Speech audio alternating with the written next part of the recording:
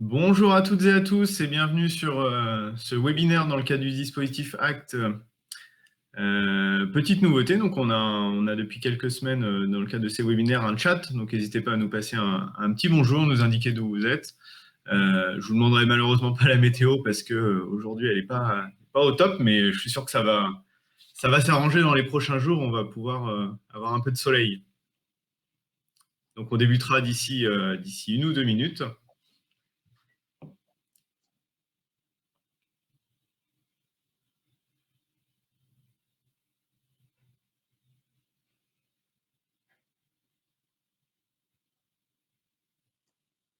Je vois qu'on a du monde de Angoulême, Rochefort, Mortagne-sur-Gironde. Eh bien, écoutez, on va pouvoir débuter, La Rochelle aussi. Donc on souhaitait aujourd'hui vous proposer un webinaire sur les conditions générales de vente animé par Sébastien Sylvain du cabinet KPMG Avocat La Rochelle. Comme vous le savez, ce dispositif ACT, accompagner collectivement le tourisme, a été lancé en décembre 2020, donc presque 6 mois désormais. Et puis on avait à cœur aussi, avec des perspectives plus positives, de pouvoir vous proposer des sujets différents. Et on fait en sorte de pouvoir renouveler et d'actualiser et d'être en phase avec le contexte actuel. Donc comme je le disais aux premiers qui sont arrivés, vous avez le petit module de chat pour nous poser des questions. N'hésitez pas à le faire, on pourra y répondre en fin de présentation. Je vous rappelle aussi, évidemment, que le webinaire est enregistré, qui sera mis à disposition sur notre site Charente Tourisme, site sur lequel aussi vous pouvez retrouver les informations concernant les dispositifs d'aide et différentes questions sur la crise actuelle.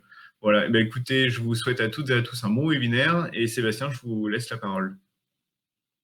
Merci Stéphane, bonjour à tous. Donc, on est ravis de vous retrouver pour ces petits formats webinaires d'information. Donc aujourd'hui, conditions générales de vente, socle de vos relations commerciales. Je vais commencer par un bref rappel général de ce que sont les conditions générales de vente, à quoi ça sert et ce qu'elles doivent comprendre. Et ensuite, on verra un petit peu quelques spécificités, notamment pour les acteurs du tourisme, et comment est-ce qu'on peut adapter ou en tout cas utiliser ces conditions générales de vente dans le contexte actuel lié au Covid. Donc, avant toute chose, un bref rappel. Donc, qu'est-ce que les conditions générales de vente? Donc, les conditions générales de vente, c'est un document établi unilatéralement par le prestataire, le vendeur ou le prestataire, qui vise à encadrer les relations contractuelles avec ses clients, qu'ils soient consommateurs ou professionnels. On verra la distinction un petit peu plus tard. Donc, c'est un document qui permet d'informer le client sur les conditions de vente avant toute transaction et qui constitue le socle vraiment de la relation contractuelle, puisque c'est un corpus, un recueil qui va recueillir toutes les règles applicables à la prestation ou à la vente. Je rappelle qu'en l'absence d'accord particulier entre les parties, les conditions générales de vente, les CGV, ont valeur de contrat et elles régissent donc tous les aspects de la relation commerciale entre le vendeur et son client. À quoi servent les CGV? Donc, elles sont rédigées avant tout dans un but d'information, mais elles revêtent une importance car différentes dispositions légales peuvent trouver à s'appliquer en fonction de la nature de la relation commerciale. On pense notamment au code de la consommation ou au code de commerce pour les dispositions les plus courantes. Donc, lorsque le client est un consommateur, et là encore une fois, on est dans un cadre très général. Lorsque le client est un consommateur, c'est le code de la consommation qui fait état de l'ensemble des informations fournies et que doit contenir donc, les CGV avant que le consommateur ne soit lié par un contrat de vente. À ce titre, pardon, le document, donc les CGV, permet de remplir l'obligation qui incombe au vendeur d'informer son client, c'est une obligation du professionnel, donc par rapport à ses propres obligations, les obligations du client, par rapport à ses droits, les droits du client, et par rapport aux obligations du vendeur. Donc pour remplir l'obligation légale d'information, le vendeur, le professionnel, le prestataire doit transmettre les conditions générales de vente avant la signature du contrat. Il doit en tout cas les remettre au client avant que celui-ci s'engage. Lorsque le client est un professionnel, donc l'ensemble des caractéristiques des conditions générales de vente établies à destination d'un client professionnel sont définies cette fois non plus au code de la consommation, mais au code de commerce, dans le code de commerce à l'article L441.1. Vous retenez, vous ne retenez pas. En tout cas, pour le client professionnel, c'est le code de commerce qui régit la relation commerciale et le contenu des CGV. Alors, question récurrente, les conditions générales de vente sont-elles obligatoires? En fin de compte, c'est selon que le client est un consommateur ou un professionnel, les CGV seront obligatoires ou pas. Pour le client consommateur, il n'y a pas de question à se poser. Les conditions générales de vente constituent une obligation légale d'information imposée par le Code de la consommation à laquelle le vendeur, le prestataire, le professionnel ne peut pas déroger. Client consommateur, conditions générales de vente obligatoires. Pour le client professionnel, là c'est le Code de commerce, donc on n'est plus dans un système de protection à tout prix du consommateur, c'est le Code de commerce. Donc cette fois, la communication des conditions générales de vente est obligatoire dès lors que le client professionnel en fait la demande. Au niveau des principales clauses que doivent contenir les conditions générales de vente. Alors, il est important que le document fourni préalablement à la conclusion du contrat, encore une fois, je rappelle, contienne un certain nombre de clauses, un certain nombre de mentions, afin de correctement remplir son obligation et votre obligation précontractuelle d'information. Sur les clauses obligatoires, c'est tout ce qui concerne les caractéristiques de la prestation, du service ou du bien vendu, tout ce qui concerne le prix, les conditions de paiement, les modalités de remise, de livraison, le transfert de propriété, tout ce qui concerne le transfert de propriété lorsque c'est une vente d'un bien et qu'il y a un transfert de propriété, les garanties légales de conformité et de vice caché en pareille matière, le droit de rétractation. Je rappelle que pour toute vente à distance, le client consommateur dispose d'un délai de 14 jours pour se rétracter. Le client consommateur, c'est le non professionnel. Tout ce qui concerne également les modalités de règlement des différends entre le prestataire et le consommateur, et notamment les voies de résolution de litige.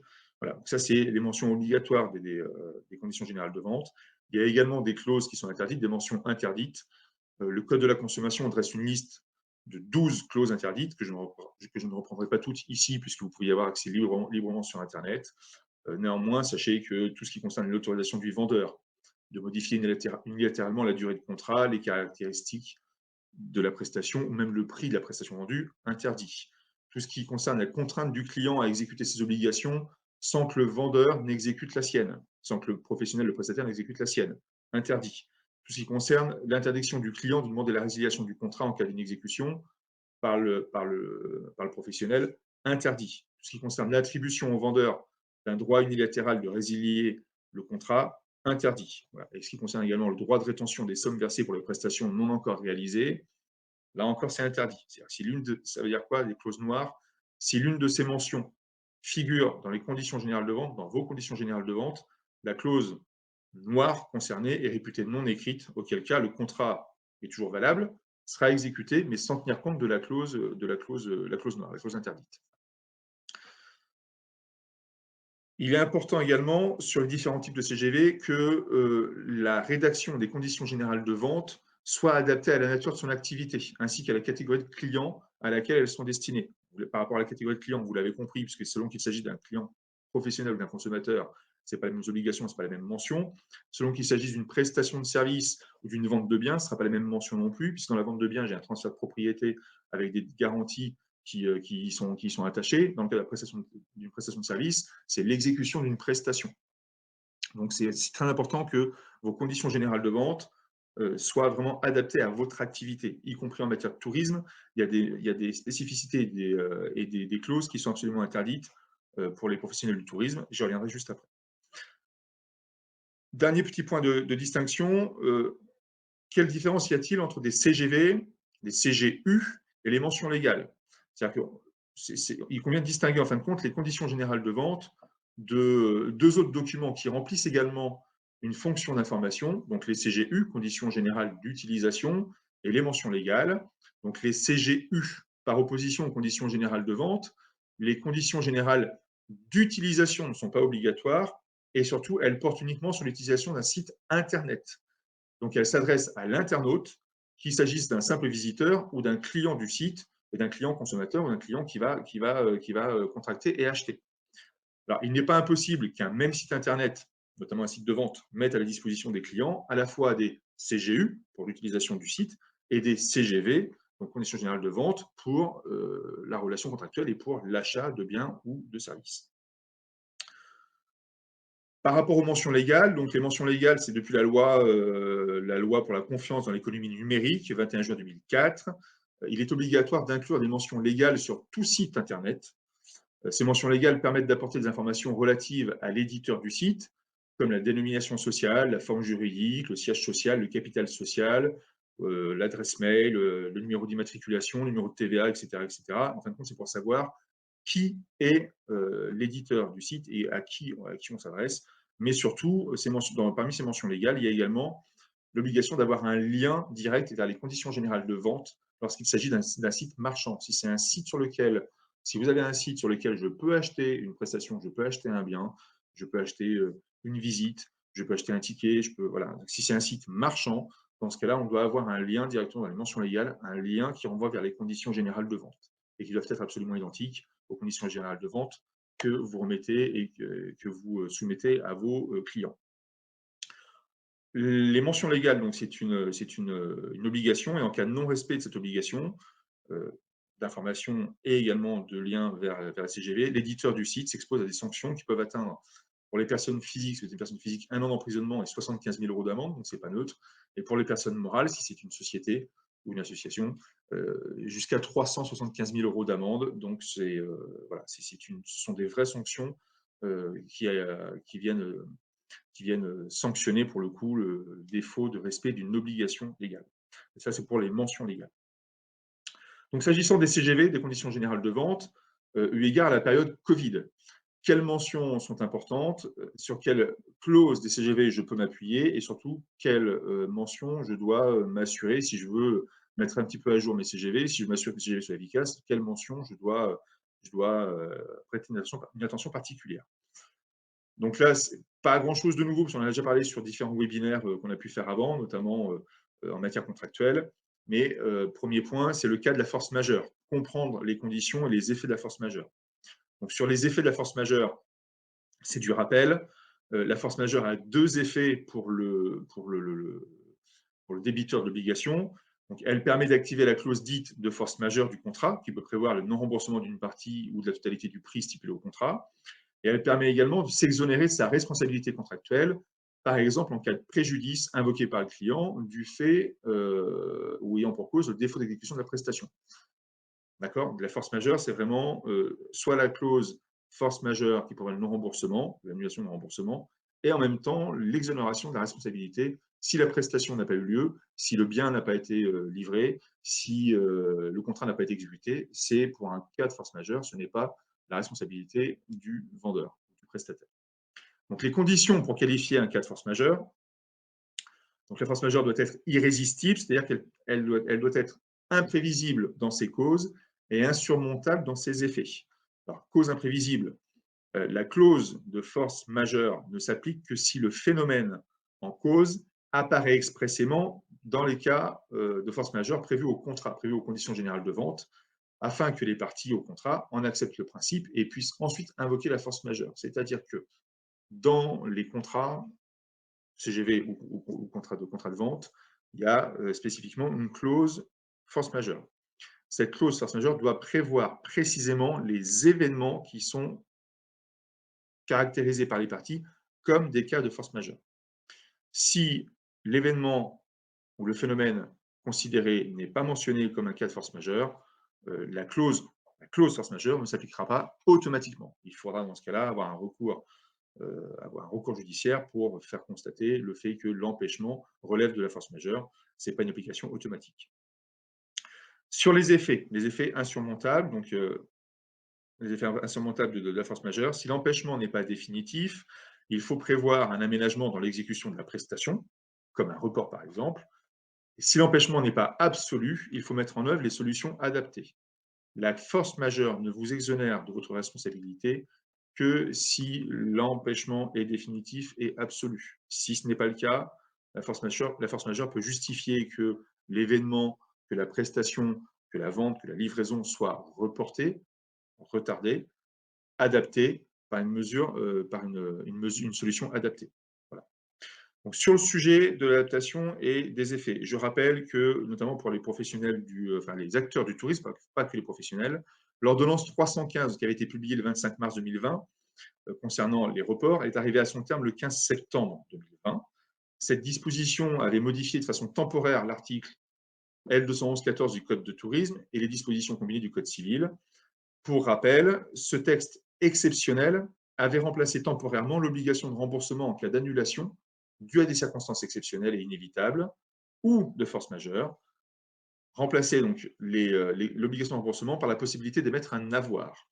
Depuis le 15 septembre 2020, les annulations sont à nouveau régies par le Code de tourisme, à savoir qu'en cas d'annulation, pour circonstances exceptionnelles et inévitables prévues donc au Code de tourisme, le client a droit au remboursement sans frais sous 14 jours. Si l'annulation est à l'initiative du client, dans ce cas-là, il incombe à ce dernier, au client, de démontrer l'impact, de démontrer ce qu'on appelle l'impact à destination, ça c'est de démontrer que la cause de son annulation est justifiée pour obtenir son remboursement. Si ce n'est pas le cas, on verra après, il bascule sous le régime des arts ou de l'acompte. Si c'est le professionnel ou le prestataire qui annule, car il est dans l'impossibilité de fournir la prestation telle qu'il l'a vendue dans le contrat, dans ce cas-là, c'est bien les dispositions du Code du tourisme qui s'appliquent avec un remboursement obligatoire sous 14 jours. La possibilité de trouver un accord de gré à gré entre les deux parties, un accord amiable, comme dans le cadre d'un report notamment, demeure toujours une option. Ça, ce n'est jamais exclu, ce n'est jamais interdit. Tout report de séjour entraîne la rédaction à minima, doit entraîner la rédaction d'un avenant au contrat ou d'un nouveau contrat qui doit être accepté par les deux parties. Alors, je reviens sur les reports et notamment parce qu'on a encore des questions par rapport à ça. Qu'en est-il donc des nouvelles annulations pour des séjours préalablement annulés? Les séjours avaient été annulés, bénéficient du report et on annule à nouveau. Donc l'ordonnance 315 avait donné lieu à l'émission d'un avoir. On proposait un avoir au client s'il acceptait l'avoir été valable pour une durée de 18 mois.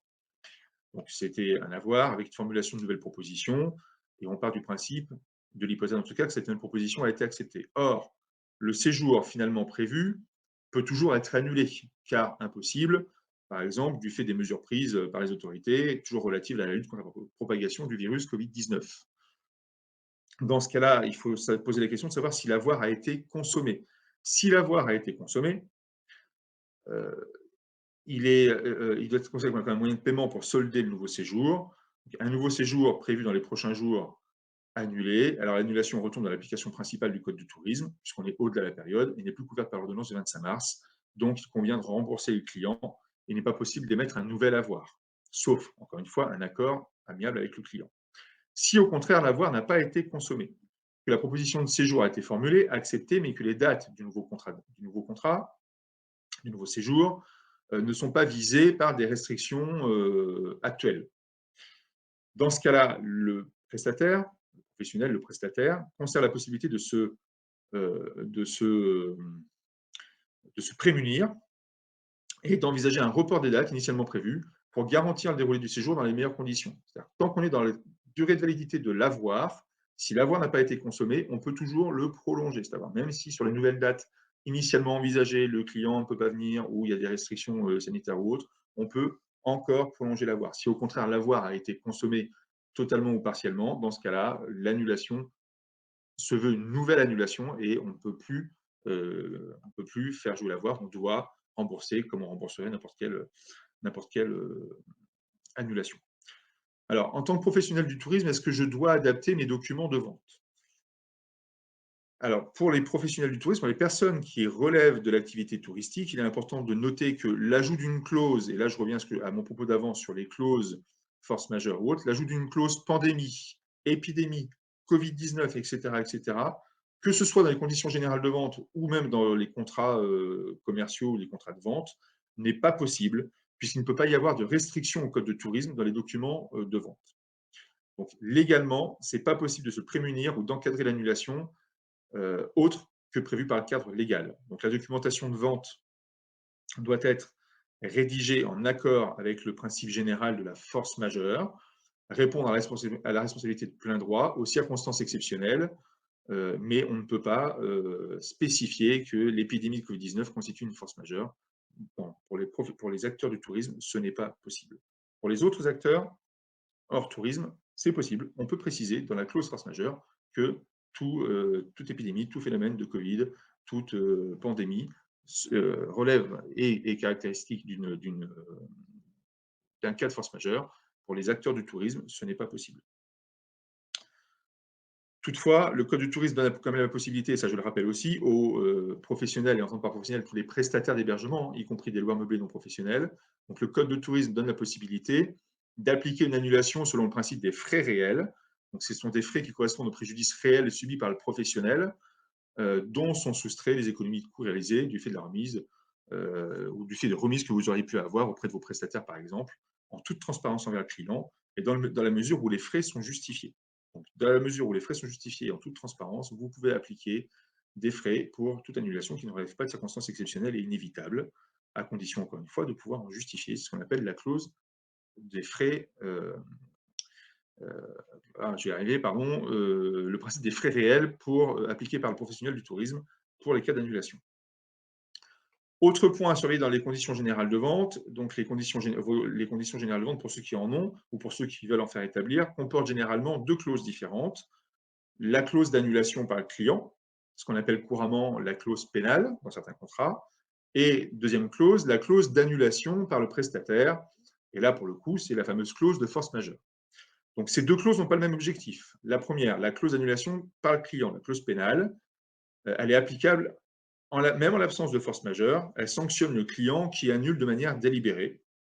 Et elle peut même prévoir une échelle de pénalité en fonction de la date d'annulation, plus ou moins proche du séjour par exemple, plus ou moins proche de la livraison du bien, s'il s'agit d'une vente de bien, plus ou moins proche de la date de prestation, s'il s'agit d'une prestation. L'autre clause, la clause d'annulation contrainte par le fournisseur, donc la clause de force majeure, donc elle est applicable en cas de force majeure. On rappelle que la responsabilité contractuelle du fournisseur ne peut pas être engagée en cas de force majeure et elle met souvent à la charge du client une partie du coût de l'annulation. Elle peut prévoir par exemple une limitation du remboursement du prix au seul solde versé ou une limitation de remboursement tout court. Selon les cas, un prestataire peut également se trouver en position de client d'un autre prestataire ou d'un de ses fournisseurs. Dans ce cas-là, c'est la première clause, la fameuse clause pénale stipulée dans les conditions du prestataire qui s'applique, ou la deuxième clause stipulée dans vos CGV qui va trouver à s'appliquer selon que votre prestataire a des conditions générales de vente, selon que votre prestataire a dans ces conditions générales de vente prévu le cas de la clause pénale ou la clause de remboursement. Donc, ce qu'il faut retenir, c'est deux clauses. Clause pénale, ça concerne l'annulation du fait du client. La clause de force majeure, ça concerne votre exonération, votre propre exonération de responsabilité. Et si vous êtes vous-même en relation avec d'autres prestataires, dans ce cas-là, il faut voir si leurs conditions générales de vente prévoient une clause pénale. S'ils prévoient une clause pénale, vous êtes client de ce prestataire, donc c'est la clause pénale qui joue. Si elle ne prévoit pas de clause pénale, dans ce cas-là, c'est votre propre clause force majeure qui s'applique. Autre point de vigilance dans les conditions générales de vente, sur le prix déjà versé et les prix encaissés. Ne pas se méprendre sur le sort des acomptes et le prix déjà versé. En l'absence de clause contractuelle particulière, les acomptes doivent être remboursés lorsque la prestation n'a pas été exécutée, même en cas de force majeure. Et c'est pour ça que la disposition de l'ordonnance 315 tout à l'heure dérogeait vraiment à ce principe-là, puisque en cas d'impossibilité d'exécuter la prestation, en lieu et place du remboursement, on pouvait proposer un report. J'appelle bien un acompte. Les acomptes doivent être remboursés lorsque la prestation n'a pas été exécutée. Les seuls cas où les acomptes n'ont pas été remboursés il y en a deux. Soit la prestation a été partiellement exécutée à hauteur au moins du montant de l'acompte, d'accord. Typiquement, pour les séjours, l'acompte représente 3 nuits, la personne vient 3 nuits et elle avait réservé pour 15 jours, elle vient 3 nuits, elle annule finalement la fin du séjour ou quoi que ce soit, ou vous êtes dans la possibilité, pour clause de restriction réglementaire ou sanitaire, de poursuivre la prestation au-delà des 3 jours, la personne repart. Si le temps de si la prestation consommée correspond à l'acompte versé, dans ce cas-là, vous n'avez pas à le rembourser. Deuxième cas de non-remboursement, c'est si les conditions générales de vente du prestataire prévoient qu'en cas de force majeure, l'acompte lui sera acquis et uniquement dans l'hypothèse où la force majeure est caractérisée, soit contractuellement, on est bien dans le cas prévu au contrat, un cas de force majeure, soit caractérisé judiciairement pour le coup, si le cas visé n'est pas prévu au contrat. Autre point de vigilance dans les conditions générales de vente, ce qui concerne la caducité et l'imprévision. Ce sont deux régimes juridiques différents à connaître et à faire apparaître dans vos documents. La caducité, très brièvement, c'est le Code civil qui prévoit qu'un contrat valablement formé devient caduc si l'un de ces éléments essentiels disparaît. La caducité n'intervient toutefois que si le contractant contre lequel elle est invoquée connaissait l'existence de l'opération d'ensemble lorsqu'il a donné son consentement. Et là, on parle notamment d'exécution de plusieurs contrats. Lorsque l'exécution de plusieurs contrats est nécessaire à la réalisation d'une seule et même opération et que l'un d'eux disparaît, ce qu'on appelle les effets de chaîne, et que l'un des contrats disparaît pour une raison quelconque, donc tous les autres contrats sont caducs et leur exécution est rendue impossible par la disparition de celui d'un des contrats de la chaîne qui rend impossible l'exécution de toute la chaîne d'obligations. Voilà. Donc ça, c'est la caducité. Le régime de l'imprévision, toujours le Code civil, et c'est l'article 1195, qui permet à une partie, si un changement de circonstance imprévisible lors de la conclusion du contrat rend l'exécution excessivement onéreuse pour cette partie, donc la possibilité de demander une renégociation du contrat tout en étant tenu de continuer à exécuter ses propres obligations durant la renégociation. Et à défaut d'accord entre les parties, le juge peut être saisi et réviser le contrat, voire même y mettre fin. D'accord? Donc là, l'imprévision, c'est vraiment, voilà, on a signé pour telle et telle condition, une des conditions change, ce qui rend le contrat, pour moi en tout cas, excessivement onéreux. Je continue à réaliser mon obligation, mais je peux demander à la partie adverse une renégociation du contrat, une adaptation du contrat. Si elle refuse, je demande au juge qui peut ordonner cette révision ou résilier le contrat. Donc ça, c'est une mention impérative à faire apparaître dans les conditions générales de vente, sachant qu'il est possible également de déroger ou pas au régime de l'imprévision.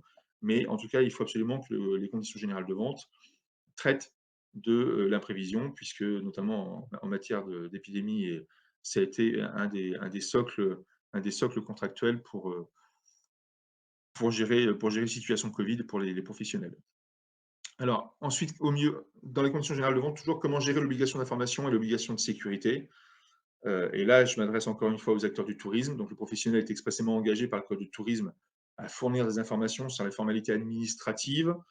Et ce devoir d'information est étendu aux informations sanitaires et de sécurité. C'est-à-dire que le client doit avoir connaissance avant son départ de toutes les formalités et de comment les respecter.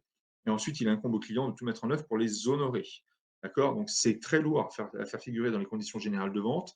Ça peut être une annexe particulière, mais c'est une obligation du Code du tourisme. Donc, vous devez fournir les informations sur les formalités administratives et ça comprend l'information sanitaire et de sécurité. Alors, en cas de recours du client, le prestataire devra prouver que le client avait bien reçu ces informations. D'accord? Et pour ce qui est des conditions sanitaires spéciales, il est attendu que le professionnel donne toutes les informations possibles au client, une présentation des mesures globales, puis détaillée, par étapes peut-être envisagée, afin que le client sache ce qu'il conviendra de respecter à son arrivée et pendant toute la durée de son séjour. Il est également recommandé de dater les informations fournies. La situation sanitaire évoluant rapidement, une mise à jour pourra alors être communiquée et surtout, vous devrez, en cas de contestation, encore une fois, prouver que à la date, le client avait bien reçu les informations nécessaires. Alors, par contre, je vous rassure sur un point, c'est que le professionnel, donc le prestataire, touristique, a une obligation de sécurité. Toutefois, en cas de contamination durant un séjour, ou si un client est contaminé à son retour, la responsabilité du professionnel ne pourra pas être engagée. Il incomberait alors au client de prouver, enfin, ne pourrait pas, quand je ne pourrais pas, ça ne sera pas de facto engagé. Il incombe dans ce cas-là au client de prouver le lien avec le dommage, c'est-à-dire de prouver que s'il est contaminé, il a bien contracté le Covid notamment lors du séjour dans votre hébergement. Donc, c'est qu'il revient à dire que c'est quasi impossible, puisque pourquoi plus ici que lorsqu'il est parti faire sa balade en fond de mer ou lorsqu'il est allé manger au restaurant, quand il pourra manger au restaurant. Donc la chaîne de responsabilité étant très très compliquée à, déterminer et à prouver, à mettre en œuvre, voilà. Aujourd'hui, en l'état actuel de la jurisprudence, la responsabilité du professionnel hébergeant n'est jamais mise en cause, même en cas de contamination durant le séjour. Autre point essentiel à faire figurer, j'en ai presque terminé, dans les conditions générales de vente, ce qui concerne notamment les assurances. Et là, c'est en amont, en fin de compte, un dialogue est engagé avec votre assureur ou votre courtier, si vous passez par un courtier, pour connaître les exclusions des produits d'assurance vendus, puisque vos contrats d'assurance prennent en charge ou excluent certains phénomènes. Ils ont des clauses d'exclusion. Et donc, le conseil que je peux vous donner, c'est de coller au maximum dans vos conditions générales de vente, dans vos documents contractuels, de coller au maximum aux contrats et aux clauses de votre contrat d'assurance, histoire d'assurer l'efficacité de l'assurance du risque. Après, juste deux informations que je voulais vous donner, et j'en terminerai avec ça. Sur les ressources qui sont à votre disposition, sachez pour les acteurs du tourisme, encore une fois, qu'une commission paritaire a été mise en place pour permettre un recours des clients qui bénéficiaient d'un avoir et dont le remboursement avant l'échéance des 18 mois était nécessaire compte tenu de leur situation financière personnelle. Donc, c'est aux clients de saisir la commission paritaire, mais sachez que voilà, si vous avez un litige aujourd'hui avec un client à qui vous aviez proposé un avoir et qui aujourd'hui vous demande le remboursement, non plus l'application de l'avoir, mais le remboursement des sommes, si vous êtes sur une situation conflictuelle ou si vous avez un litige, sachez qu'il y a une commission paritaire. Vous pouvez informer votre client en lui disant écoutez, il y a une commission paritaire qui existe, c'est à vous de la saisir, et surtout n'hésitez pas, parce que une commission paritaire, c'est composé de particuliers et de professionnels du tourisme. Et il y a également donc la médiation tourisme et voyage qui est une clause que vous pouvez faire figurer dans les conditions générales de vente pour favoriser une gestion à l'amiable des litiges. Là encore, c'est un organisme de médiation spécifique au tourisme et au voyage. Donc, et vous pouvez, au titre de l'article résolution des litiges, vous pouvez la faire apparaître. Ce n'est pas une obligation, mais c'est une solution qui vous est offerte gratuitement par médiation, tourisme et voyage. Voilà ce que je voulais vous dire sur les conditions générales de vente, sur l'utilité de ces documents et surtout sur les points d'attention et de vigilance particulière à avoir soit pour la relecture ou soit pour l'établissement de vos conditions générales de vente, si toutefois vous n'en aviez pas encore.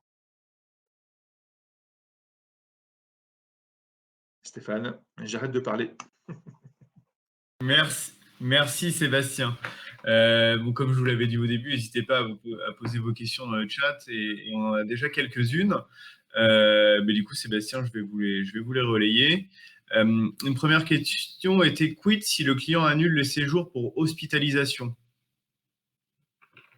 Ah bah alors là hospitalisation. L'annulation, ouais. Ouais, bah, là pour le coup, ça relève de la force majeure, même si c'est pas forcément qualifié au contrat, mais à partir du moment où c'est un empêchement légitime, à partir du moment où la personne est hospitalisée, forcément, elle ne peut pas être présente sur le séjour. Donc, en principe, si vous n'avez pas des conditions générales de vente, si vous en avez, c'est spécifié dans la clause force majeure. Les cas d'hospitalisation ou d'empêchement sont spécifiés en force majeure.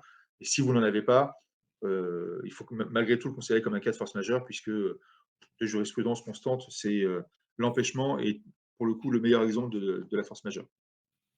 Donc, si le client est hospitalisé, bah, il faut considérer que c'est un cas de force majeure et auquel cas, pour lui, un cas de force majeure pour lui, et auquel cas on doit procéder au remboursement de la prestation. Ok. Ensuite, j'avais une autre question qui était un client annule son séjour non remboursable et selon les CGV, le montant est dû. S'il conteste auprès de sa banque qu'il lui rembourse son séjour en débitant le prestataire, est-ce normal? Alors, c'est quoi un séjour non remboursable? J'imagine que c'est un séjour peut-être à préciser par la personne qui a posé la question, mais un séjour pour lequel les conditions de vente feraient que c'est non annulable, non remboursable. Bah, en matière de tourisme, c'est pas possible.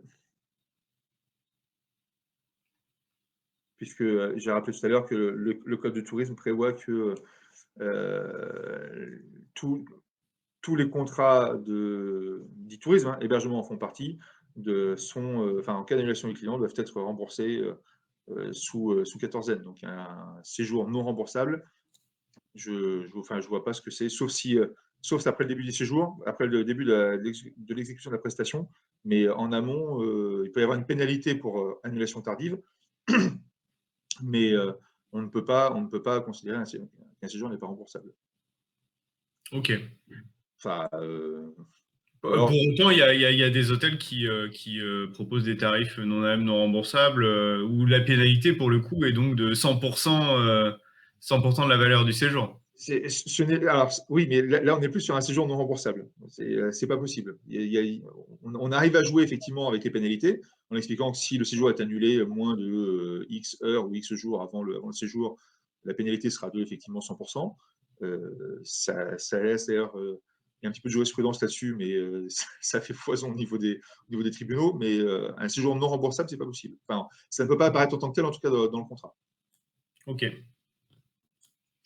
Si ça apparaît en tant que tel, faut le mettre à jour parce que non, c'est pas possible. Ensuite, j'avais également une question qui était concernant. Alors, je pense que vous pourrez répondre simplement. Faut-il faire signer les conditions générales de vente au client?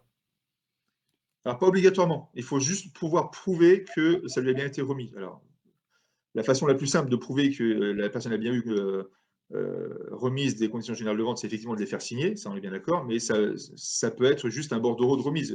Disons que un papier ou un document certifiant que le client, enfin certifié par le client, qu'il a bien reçu communication des conditions générales de vente et qu'il en a pris connaissance. Donc il n'y a pas obligation de faire signer les conditions générales de vente, par contre on a obligation de justifier qu'on a bien remis les conditions générales de vente au client et qu'il les a eues, qu'il a eu le moyen d'en prendre connaissance. Est-ce que vous pourrez également nous renseigner sur les CGV? Est-ce qu'il est obligatoire de faire apparaître un médiateur dans les CGV? Non. Non. Non, du tout. Non, ce qui est obligatoire, c'est de faire apparaître une mention sur les modalités de résolution des litiges.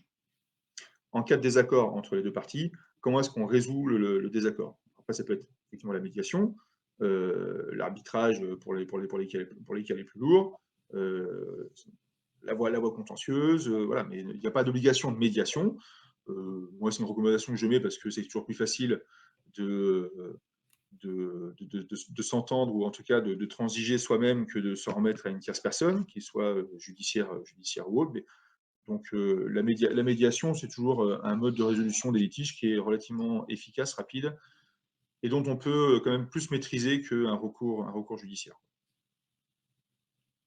Mais il n'y a pas d'obligation. Ok.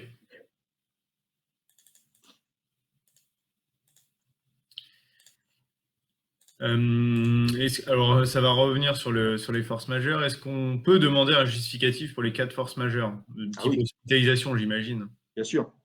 Non seulement on peut, mais c'est surtout on doit, puisque quand même la force majeure est mentionnée, enfin quand même l'événement de force majeure est mentionné au contrat, par exemple hospitalisation, il ne suffit pas de l'invoquer, il faut pouvoir le justifier. Donc, si le client invoque effectivement un cas de force majeure pour dire je ne peux pas venir, je dois annuler mon séjour, je ne peux pas venir, je suis hospitalisé, il doit vous justifier de son cas d'empêchement. Auquel cas, s'il ne le fait pas, à défaut, s'il ne le fait pas, vous êtes en droit pour le coup de ne pas qualifier ou de ne pas retenir la qualification de force majeure et de retenir les pénalités qui incombent.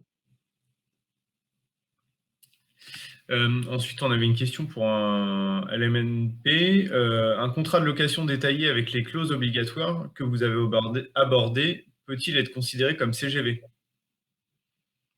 Alors, un contrat de location détaillé. Oui. Alors, les conditions générales de vente, ce n'est pas forcément un document indépendant. Soit c'est un document indépendant qui s'appelle conditions générales de vente et qu'on remet au client de façon complémentaire d'un contrat de réservation, soit les mentions sont directement intégrées au contrat de réservation, au contrat de location, et donc elles mentionnent bien les conditions générales de réservation, conditions générales de vente. Donc oui, elles peuvent totalement être abordées dans le contrat de location et considérées comme CGV. De toute façon, dans votre contrat, en principe, il y a marqué les prestations, les conditions et ensuite les conditions générales. Donc elles seront conditions générales de vente. Et toujours sur ce contrat, est-ce qu'on est en droit de réclamer un justificatif d'identité au signataire du contrat? Alors, en droit, on peut toujours le demander. Je ne suis pas sûr qu'on puisse contraindre la personne de l'obtenir, parce qu'on n'a pas de pouvoir coercitif, notamment de police de contrôle d'identité. Mais oui, on peut toujours le demander. En tout cas, ce n'est pas une infraction de le demander. Après, si la personne s'y oppose, je pense qu'il faut en tirer toutes les conclusions qui s'imposent, mais il n'y a rien, légalement qui s'oppose à ce qu'on demande au client de justifier de son identité. Ok, alors je vais continuer à lire le fil des questions.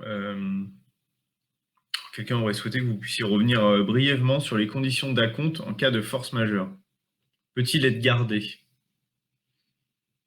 Non, alors, la force majeure, si c'est le client qui est empêché pour un cas de force majeure.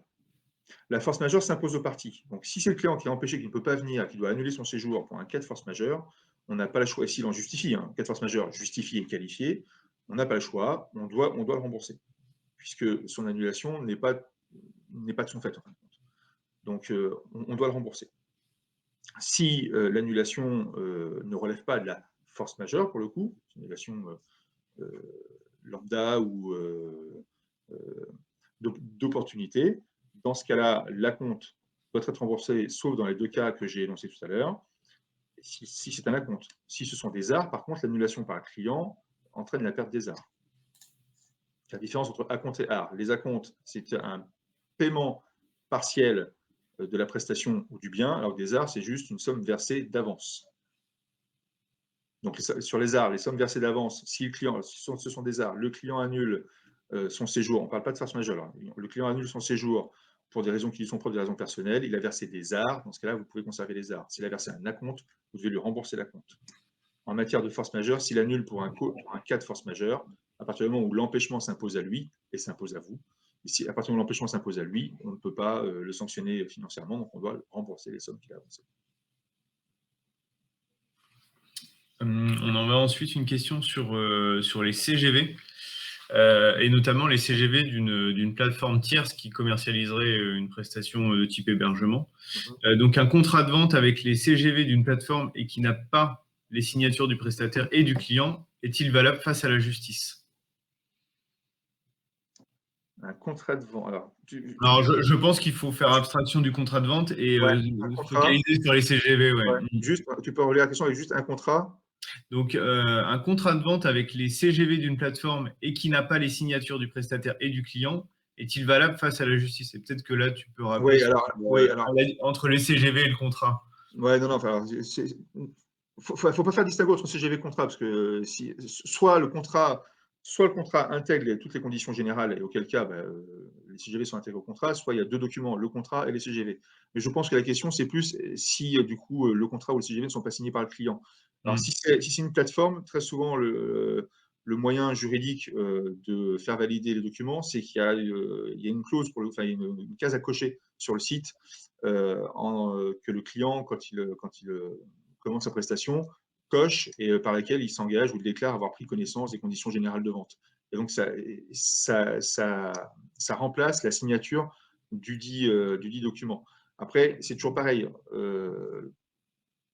Lors d'un recours judiciaire, d'une action en justice, il vous incombe de rapporter la preuve la preuve par tout moyen. Soit vous avez effectivement des documents signés, et auquel cas, vous les produisez, on dit voilà, j'ai des documents, des contrats qui sont signés, qui font preuve jusqu'à inscription de faux, donc forcément jusqu'à inscription de faux, soit vous n'avez pas, mais vous pouvez quand même rapporter les preuves en disant voilà, cette personne-là a réservé via telle plateforme, sur la plateforme, il y a un système qui permet, notamment via une case à cocher qui permet de justifier, ou en tout cas de déclarer que le client a bien pris connaissance des conditions générales de vente.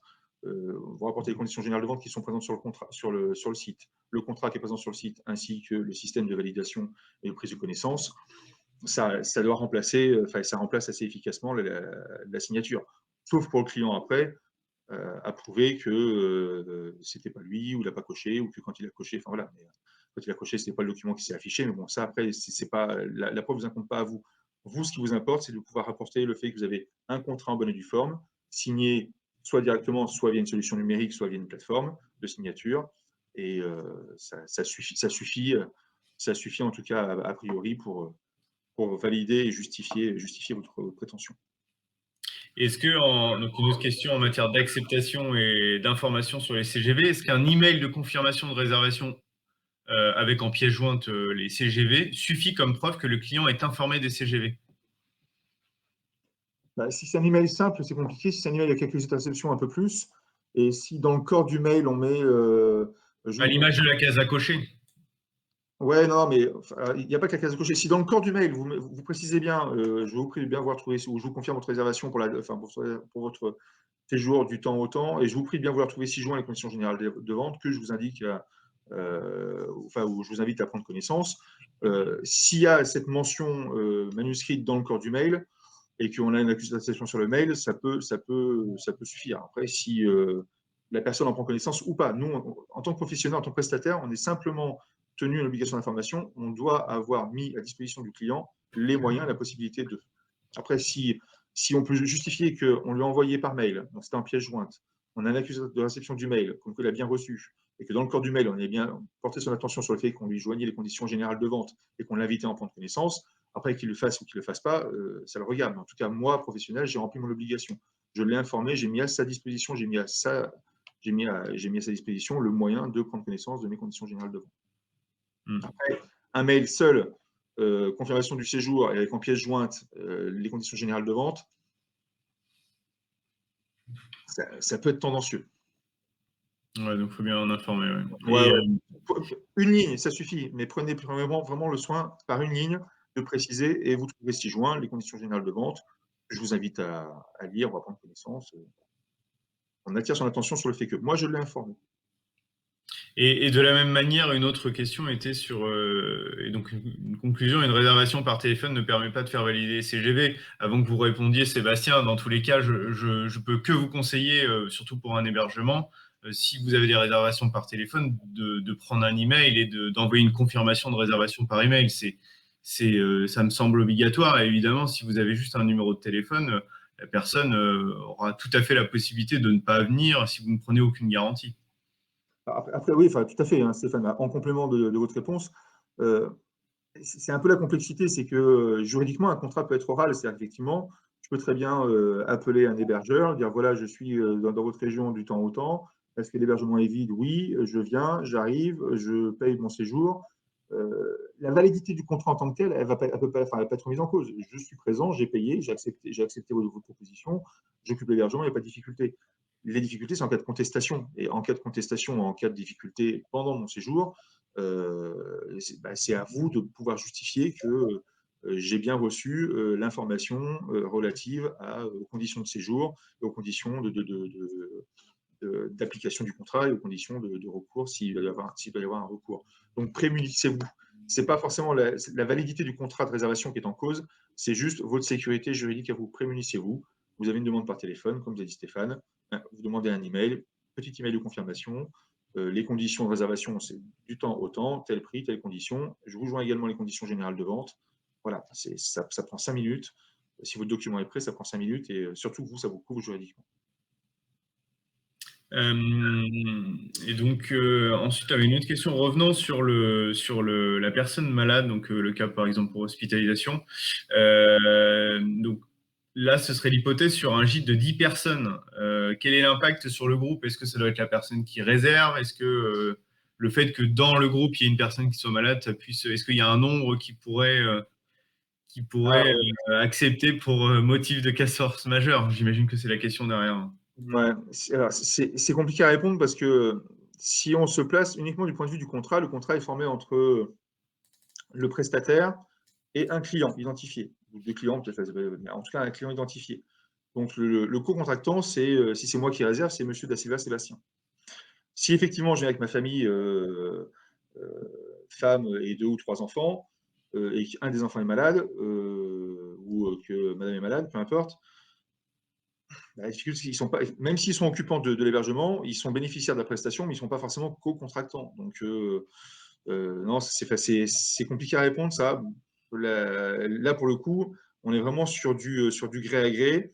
Alors aujourd'hui, les périodes de Covid est un petit peu particulière aussi, parce qu'on peut considérer que s'il y a une personne qui, dans un groupe, qui est malade, qui vient contracter le Covid, avec les cas de quarantaine, d'isolement, de test, c'est sûr qu'on aurait plutôt tendance à considérer, la prudence voudrait qu'en tout cas, on considère l'annulation ou le départ précipité du séjour avec annulation de la fin de séjour valable.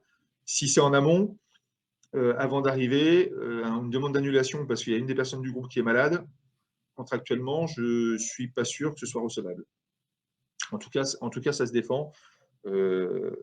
Ça s'argumente, ça s'écrit, ça se plaide, je ne sais pas, mais non, mais ça se défend parce qu'encore une fois, le co-contractant, c'est vraiment le signataire du contrat. Donc, sauf à ce qu'il est précisé que le séjour a été prévu pour venir avec monsieur machin, madame Intel, si tous les occupants prévus pour l'hébergement ne sont pas mentionnés au contrat et que l'avarie touche un des occupants, à mon sens, c'est pas une cause d'annulation du contrat. Ok. Je ne sais pas si c'était vraiment la question, mais en tout cas, Ouais, je pense si la personne veut se manifester dans le chat, il n'y a pas de souci. Mais, oui, ça va vraiment être au cas par cas. Hein. Eh bien, écoutez, j'ai pas de nouvelles questions. Je pense qu'on a répondu à toutes les questions. Dites-moi dans le chat, hein, je vous laisse 1 ou 2 minutes si toutefois il y avait quelque chose sur lequel vous oui, souhaitez revenir. on reste mobilisé, disponible, même s'il y a des Oui, questions. évidemment, hein, Après, évidemment. il n'y a pas de souci. Mais... J'en profite pour vous rappeler hein, quand même qu'à travers ce dispositif, quand même remercier les offices de tourisme et les EPCI hein, qui participent dans ce dispositif qui continue. Donc pour le moment, on va un peu lever le pied sur cette partie-là et on vous propose d'autres rendez-vous aussi pour lesquels vous avez peut-être certains d'entre vous déjà participé dans le cadre d'événements qu'on a appelé Déconnectés, donc les rendez-vous des pros du tourisme. Et simplement vous rappeler que le prochain rendez-vous, ça sera le mardi 8 juin à 10h sur le sujet touristes et habitants, un duo complémentaire. Donc c'est un talk qui sera animé par Jean-Luc Boulin et on aura la présence de 5 professionnels du tourisme qui évoqueront des idées, des bonnes pratiques et des tendances à venir. Donc vous pouvez vous inscrire soit via le lien que vous recevrez quelques jours, quelques semaines avant l'événement, ou vous pouvez également vous inscrire directement sur le site de Charente Tourisme. Alors, je vois qu'on a eu depuis quelques nouvelles questions. Ouais, j'ai juste une précision, parce que j'ai vu qu'il y a une question dans le chat par rapport aux arts et à compte. Donc, je rappelle juste, juridiquement, l'acompte, c'est un premier versement sur l'achat d'une marchandise, d'une prestation de service ou d'une vente, en tout cas. D'accord? Donc, dans le cas de versement d'acompte, le vendeur et l'acheteur sont chacun obligés de tenir leur engagement. Et le fait de verser un acompte est considéré comme un engagement. D'accord? Donc, le vendeur doit fournir la prestation ou le bien qu'il vend et le consommateur doit acheter le bien. Et si l'un ou l'autre des deux se rétracte, s'il change d'avis, il peut être condamné à non seulement payer le prix, si c'est le client qui annule, payer le prix et payer dommages et intérêts, mais si c'est le vendeur, fournir la prestation ou vendre le bien et payer dommages et intérêts également. Les arts, au contraire, sont une somme versée d'avance en vue de l'achat d'une prestation, d'un service ou d'une marchandise. Et dans ce cas-là, comme c'est une somme versée d'avance, les parties sont liées, mais pas irrévocablement. Le client peut changer d'avis. S'il change d'avis, il perd les arts qu'il a versés. Si c'est le professionnel qui change d'avis et annule sa prestation, il doit rembourser le double des arts. D'accord? C'est la ventilation sur l'acompte. L'acompte, c'est vraiment un premier versement sur l'achat d'une prestation. Donc, la vente est conclue. Les arts, c'est un paiement d'avance en vue de. Je ne sais pas si c'est plus clair, mais comme c'est en vue d'eux, le contrat n'est pas encore conclu. Le contrat se conclura quand il commencera son exécution. Donc à ce moment-là, la somme versée d'avance viendra en déduction du solde final, mais ce n'est pas un premier versement. L'acompte, c'est un premier versement. Donc on conclut le contrat tout de suite. Je réserve un hébergement. Pour les hébergeurs, par exemple, je réserve un hébergement et je verse un acompte. C'est-à-dire que je paye une partie du prix de mon hébergement, je le paye tout de suite. Si je verse des arts, les arts seront reçus et encaissés réellement et affectés au contrat le jour où je prendrai les clés, j'aurai signé mon contrat d'hébergement. Ok, merci Sébastien. Je vois également qu'on a une question sur les conditions sanitaires obligatoires avec le Covid. On reviendra vers vous prochainement sur cette partie-là pour les protocoles sanitaires. Aujourd'hui, c'était pas l'objet, mais ne soyez pas inquiets, on prépare quelque chose à ce sujet. Et puis, si toutefois la question était vraiment urgente, n'hésitez pas à nous contacter à Charente Tourisme, on pourra vous répondre sur ces points-là. Mais écoutez, je pense qu'on en a fini pour la partie réponse aux questions. Je sais qu'il y a encore quelques questions qui n'ont pas été répondues, mais dans la majorité, c'était le cas. Donc, si vous avez d'autres questions, n'hésitez pas à nous envoyer un petit mail ou à nous contacter, puis on y répondra avec plaisir. Je vous souhaite donc une très belle journée. Et puis aussi un bon début de saison. Il y a des jolis ponts et week-ends prolongés qui arrivent et qui vont faire du bien à l'activité. Donc profitez-en bien et puis très bonne journée. Au revoir.